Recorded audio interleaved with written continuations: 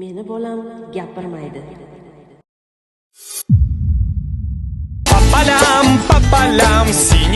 Menimcha bu ovozlarni hammangiz eshitgansiz. Hozirgi kunda 3 yoshgacha bo'lgan bolalarning 36%da nutq kechikishi kuzatilmoqda. Savol: nutq kechikishiga nimalar sabab bo'lmoqda? Bolaning nerv tizimi to'liq rivojlanmaganligi sababli tezkor tasvirlarni mana shunday ko'radi. Chaqaloq miyasi multfilmlarni yorqin chaqnashlar sifatida qabul qiladi. Bu bolaning asab tizimiga ulkan zarar yetkazadi. Harakatning faolligi ham pasayadi, bu esa bolaning umumiy rivojlanishiga ta'sir qiladi.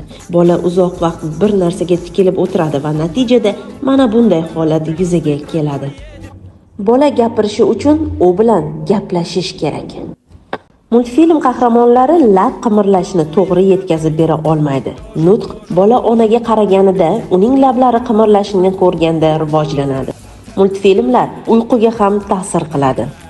Multfilmlarni ko'p ko'rish nerv tizimini haddan ziyod ishlashiga olib keladi va natijada giperaktivlik kuchayadi. Bolani uxlashi qiyinlashadi. Aziz onalar, farzandingiz kelajagi sizning qo'lingizda.